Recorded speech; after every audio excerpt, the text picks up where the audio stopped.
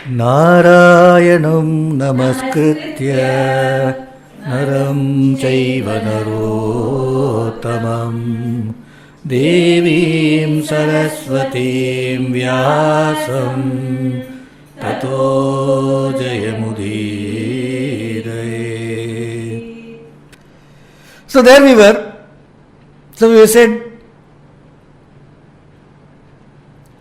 Naishadam Vidvat Aushadham, and learning, traditional learning of any student in India was considered incomplete if he had not studied Naishadam. So let's dwell a bit on the story of Sri Harsha and then we'll continue. Sri Harsha is the author of Naishadam.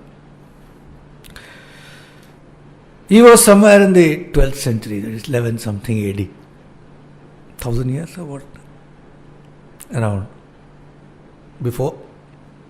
He was the son of a court pandit of Kashi called Sri Hir, and his mother's name was Mamalla Devi.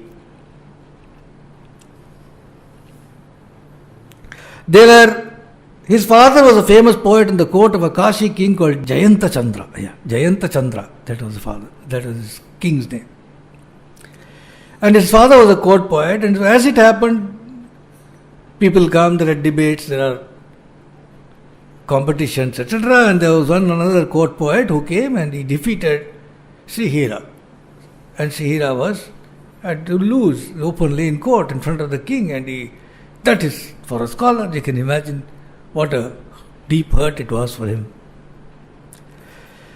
So, as it happened, when his last moments came, when he was dying, immediately after that his life was like not there. So he was dying, and then he requested his son that you must avenge my defeat at the hands of this person. There was this young boy, Harsha. And so he left Kashi, he went looking for knowledge, he learned all aspects of knowledge, the Vedas, the Vedangas, Alankara, Kavya, all the Shastras, Ganita, Jyotisha, Vyakarana, all that is there now. So it takes normal human beings, it will take 12-14 years to learn. Harsha is learning. He learned all of that. Grammar, Veda, astrology, the aesthetics, beauty of words, the meaning of the Veda, all the different aspects of traditional learning that are there, he learnt. And then, by the banks of the Ganga, he met a guru, and he was the guru, and the guru initiated him into Chintamani Mantra. He was also, Mantra Vidya also he learnt. He initiated him to what is called the Chintamani Mantra. The Chintamani Mantra, he must have done a Purascharana or whatever, by the banks of the Ganges, Sri Harsha.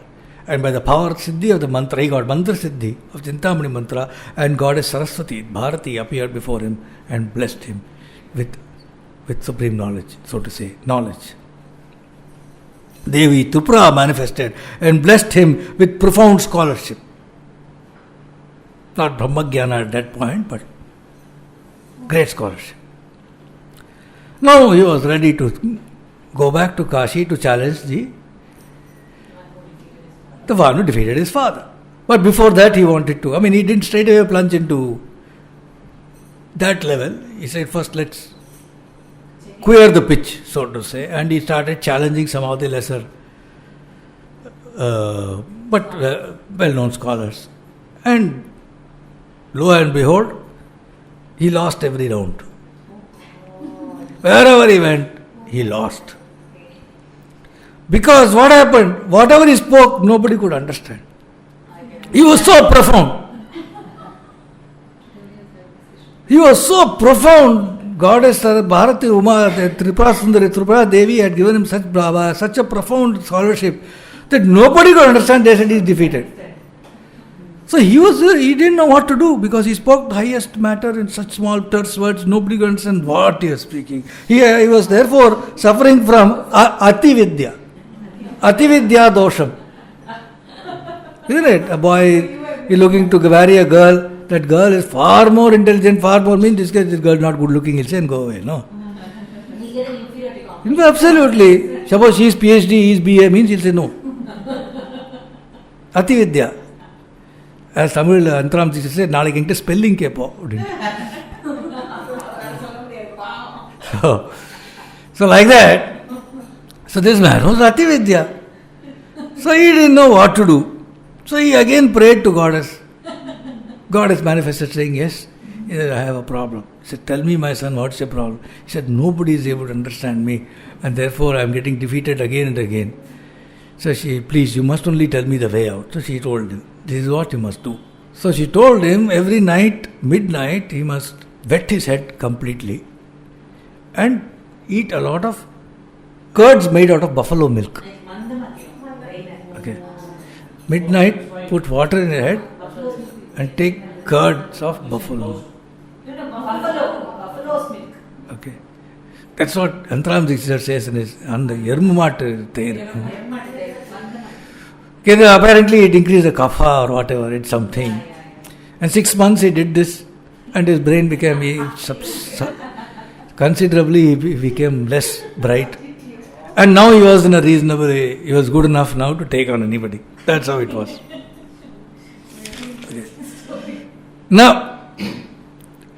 so now he started again, he went and took on these younger, he defeated all these people. Now he was ready to take on the big one, the biggest, the court poet of King Jayachandra, whatever his name, the king's court poet, who had defeated his father. So he entered the court poet on the appointed day of his having declared the competition, and the king was sitting. It all this happens in front of the king. So he went straight away, spontaneously in front of the king. He spoke out a verse about the king, where he said, it was a Sanskrit verse which goes, the first part of it he said, "O ladies," to the ladies of the world at large, "O maidens, seeing the radiance and the charm of our handsome king out here, please do not mistake him to be Kamadeva, he is not." Okay. Then he said the second line, where he said, "Astri karoti jagatam vijaye smarah strirastri janah punaranena vidiyate stri." Okay. Astri karoti jagatam vijaye smarah astri janah punaranena vidiyate stri. This is the slokam he said. What does it mean? He said, Astri karoti jagatam vijaye smarah. Smarah means Kamadeva. Throughout Naishadham, Kamadeva was referred to as Smara. Smara means thought. Thought is desire. Thought is Kama. That is why he is called Smara. Beauty of our Sanskrit and our tradition, that fundamentals are very rock solid out here. So if you want to overcome Kama, you have to overcome thought. Smara. Anyway, Astri karoti jagatam vijaye smarahastri. So he says, Smaraha, the Kamadeva, your king is not Kamadeva. For Kamadeva, what he does, he takes a stri, a woman, and he makes her into a weapon of his. Astri karoti stri. Astri karoti jagatam vijaye, and victoriously, stri, he takes a stri and makes her to Astri. Whereas this king, Astri janah punaranena vidhiyate stri. This king, what he does is, the warriors who come, no, all the king, enemy kings, he makes them into stri. They makes them into stri. So this is what he tells one shloka in front of the king. After in front of the king is very happy. Oh, bright man has come and all that. And then he tells one more shloka, which we are not going into right now. But at the end of these two shlokas, that other court poet who had defeated his father says, he straight away says that this is goddess Bharati who is in you, and there is no way I can defeat you. Graciously accepts defeat straight away. No question about it. Thus did Harsha now become the court poet, and he was attained eminence. And as a court poet, he sat down and wrote this treatise called Naishadhiyam. It is as we said, it's a Mahakaya, it's a remarkable beauty and every which way a great treatise. But that has been so found by history, no? But when he wrote it first, you can imagine one fat thing he has written. So when he went to, in those days it's not enough for you to just write it. It has to be certified that this is a treatise of significance or significance. So the king said that excellent, etc., but you should go to Kashmir and get it approved by the king, by his court and the king for its merit.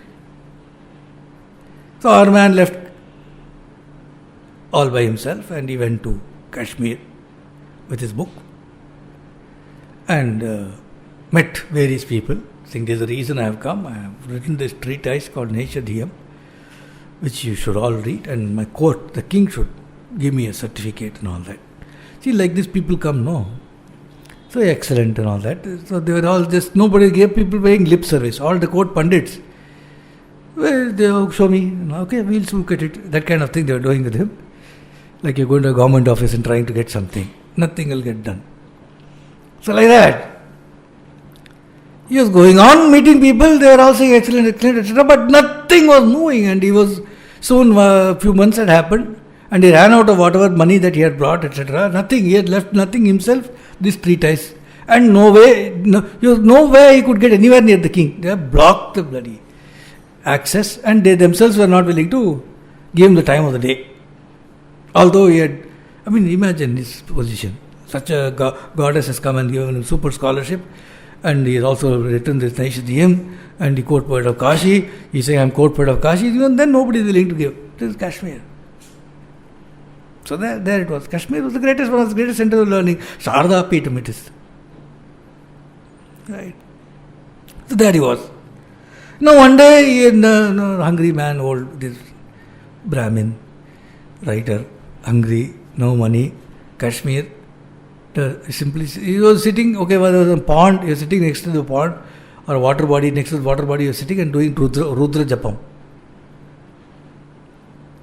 At that time, two Kashmiri ladies, or some Kashmiri ladies came to collect water, the pond.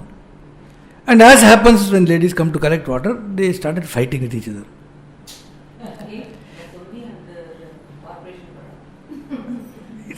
Generally on some matter they started fighting with each other. Okay, corporation water. That time's corporation water. And as it sometimes does happen, it became violent. And one lady threw the metal, that vessel on the other's head. That lady hit her back or whatever, started bleeding, etc. Law and order problem. People came and the matter had to be referred to the king. The violence has happened.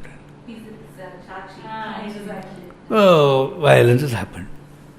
So the king said, okay, what happened, etc. This lady said, that lady is at fault. That lady said, this lady is at fault. Are there any witnesses to the quarrel?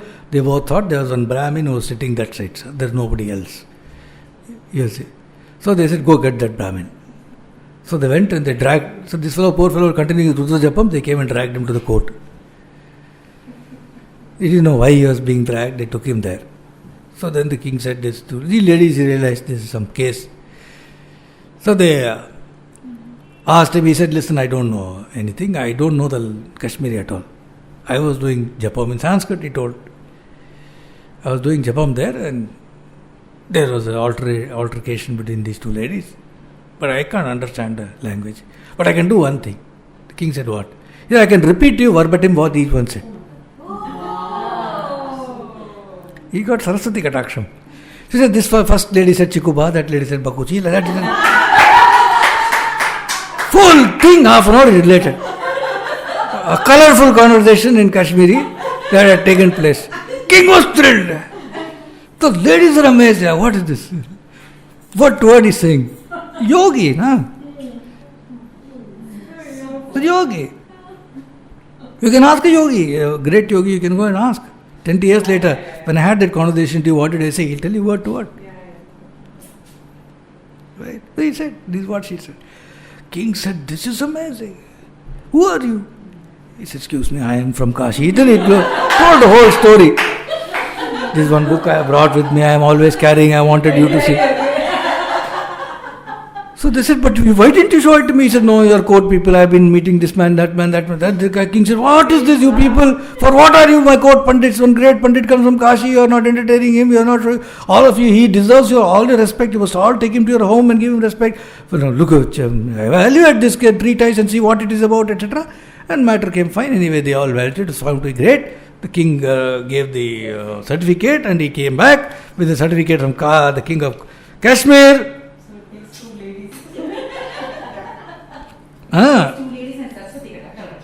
The book of unrivaled beauty. So he was honored by the Kashmiri king, got the pattam, etc. Came back to Kashi. Yeah. Anyway, so that's how Naishadeva Charitram came to be known. But his story goes just for interest's sake. Now he wrote some very, very fantastic. He's one of the greatest writers of our tradition. Among other things, in philosophy, he is master.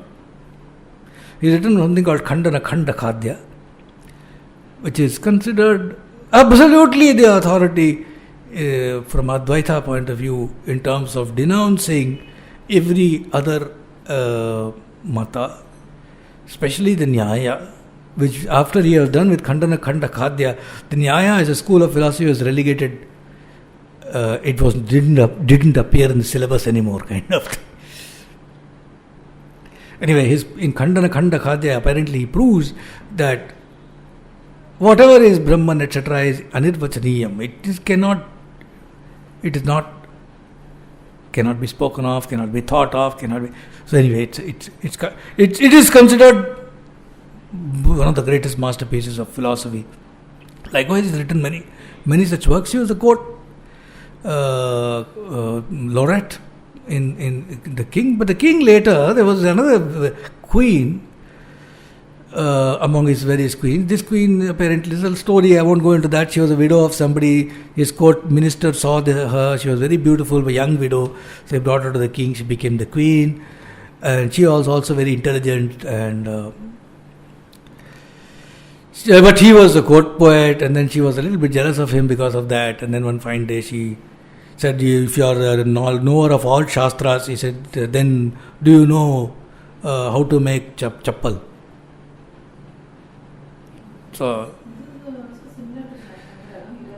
no, that is so in this case she made him make a chappal for herself. So he made it out of silk cloth or something for him, gave it to him. But then she humiliated him in court 2-3 times, and then he said forget it, and he took sannyas and left the king, and then he left his life, whatever. Right. So that is the story of Sri Harsha.